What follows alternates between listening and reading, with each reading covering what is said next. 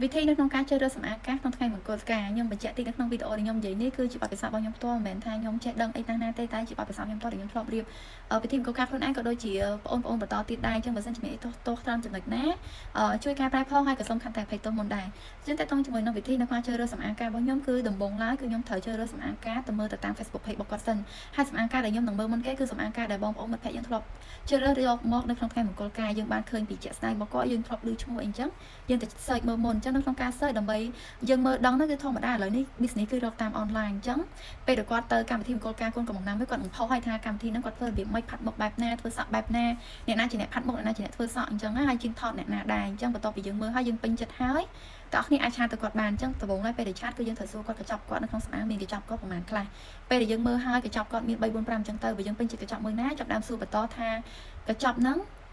ងតែយើងនឹងទទួលបានអីខ្លះមានន័យថានៅក្នុងកញ្ចប់ឥឡូវនេះខ្ញុំដឹងគឺសម្អាងខ្លះអត់មានបុកជាងថតទេខុសពីមុនគ្រប់សម្អាងទាំងអស់គឺមានជាងថតប៉ុន្តែឥឡូវសម្អាងខ្លះបុករួមសម្អាងខ្លះអត់ទេចឹងអ្នកគ្នាមើលទៅបើសិនសម្អាងយើងអត់មានជាងថតទេអត់អីឯនោះយើងនឹងត្រូវរកក្រៅទេប៉ុន្តែបើសិនជាសម្អាងមានជាងថតយើងត្រូវចាប់តាមសួរគាត់ថាជាងថតយើងអាចរើសបានអត់ក្នុងកញ្ចប់ដែលយើងពេញចិត្តហ្នឹងជាងផាត់មុខជាងធ្វើសក់ហ្នឹងតែយើងអាចរើសបានអត់អាចារ្យយើងអាចរើសបានអត់ហើយ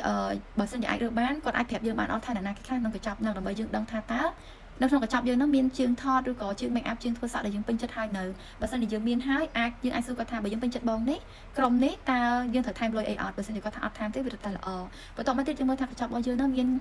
អាសនៈក្រុងបលីអត់មានអាសនៈសម្រាប់លោកគង់អត់មានជាវខាត់ស្លាអត់បើសិនជាអត់មាន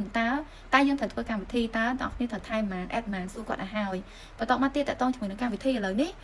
តាមខ្ញុំដឹងអ្នកខ្លះគាត់ធ្វើកម្មវិធីតាមពីអង្គុយលើពីតែម្ដងណាជាបត់ជើងអញ្ចឹងទៅប៉ុន្តែអ្នកខ្លះទៀតកម្មវិធីគឺអង្គុយលើកៅអីអញ្ចឹងបើអ្នកគ្នាមាន plan ថាកម្មវិធីអង្គុយលើកៅអីដល់នេះត្រូវមើលតកតងមួយកៅអីជាទូទៅសម្អាងគេជូន12កៅអីហ្នឹងគឺ direct ហើយដោយសារតែសម្រាប់កូនកំមុំកូនកន្លោះអ្នកកំដរសងខាងនិងម្ដាយឪពុកសងខាងប៉ុន្តែបើសិនយើងមានកម្មវិធីចង់ធ្វើលើកៅអីអ្នកនេះត្រូវថែមយ៉ាងហោចណា24ទៅ36កៅអីអញ្ចឹងត្រូវសួរគេថាបើសិនជាចង់ថែមកៅអីតែខាងសម្អាងគេឆាតយើងបានបន្ទាប់មកទៀតតកតងនឹងអង្គុយនៅលើកៅអីយើងត្រូវមាន2ចំនួនទៀតដើម្បីដាក់ផ្លែឈើចំនួនរបស់យើងអញ្ចឹងបើសិនជាសម្អាងមានចំនួនស្រាប់យើងអាចសួរគេបានថាបើយើងយកចំនួនក្នុងកញ្ចប់ហ្នឹងតើគេមាន2ចំនួនដែលយើងអត់តែបើសិនសម្អាងអត់មានចំនួនទេយើងត្រូវសួរទៀតដែរថា2ហ្នឹងបើ add 2គេត្រូវឆាយប្រមាណហើយឥឡូវនេះទៀតដែរពេលផ្ទឹមបើអង្គុយលើកៅអីគេមាន3តកតងមួយអង្គុយកៅអីធម្មតាពេលផ្ទឹមទី2គឺ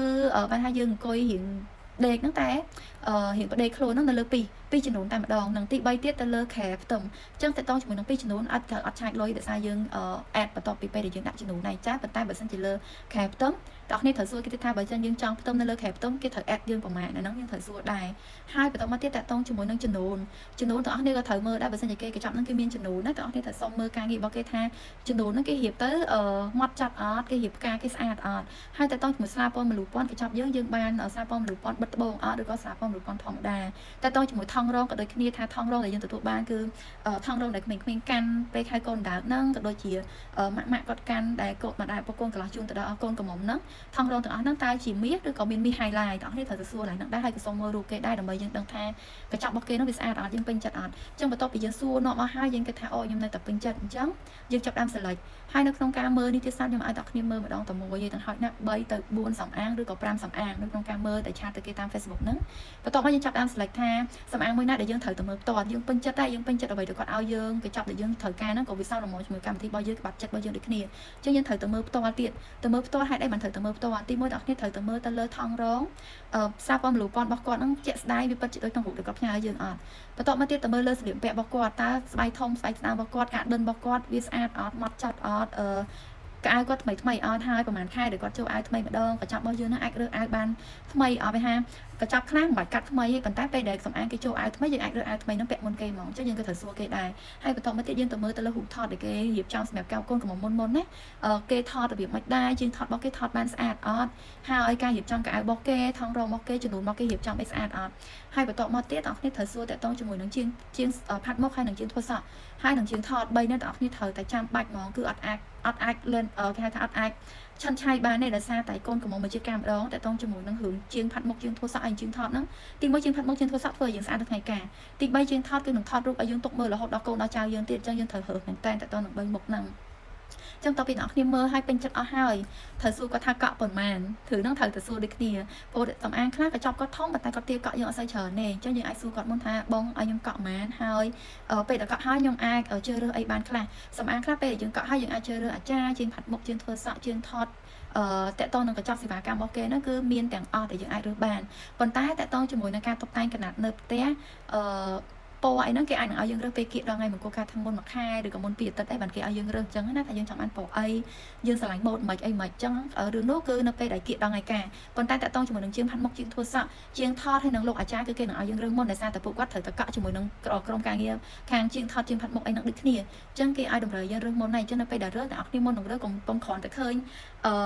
បានថាគ្រាន់តែគេប្រាប់ថាអូណាយកម្នាក់នេះទៅនឹងអត់មានឆាតបន្ថែមទេក៏ខ្ញុំចង់ឲ្យអ្នកគ្នាទៅមើលការងារនៅក្នុង Facebook page ដែលគាត់ post សិនថាការងាររបស់គាត់ល្អអត់ស្អាតអត់គាត់រៀបចំយកចិត្តទុកដាក់អត់មិនថាជាបើអាចារ្យយើងពិបាកតិចដោយសារយើងអត់មាន Facebook page គាត់ទេប៉ុន្តែយើងអាចប្រាប់គេទៅសម្អាងវិញថាខ្ញុំចង់បានអាចារ្យរបៀបម៉េចគាត់និយាយក្បោះក្បាយអត់សូវសាំញ៉ាំគាត់ស្រួលនិយាយគ្នាអត់ញ៉ាំញ៉ៅអីចឹងណានឹងជាអ្វីដែលយើងអាចប្រាប់ទៅខាងសម្អាងដើម្បីឲ្យគេរៀបចំឲ្យយើងឲ្យត្រូវមួយចិត្តម្ចាស់កម្មវិធី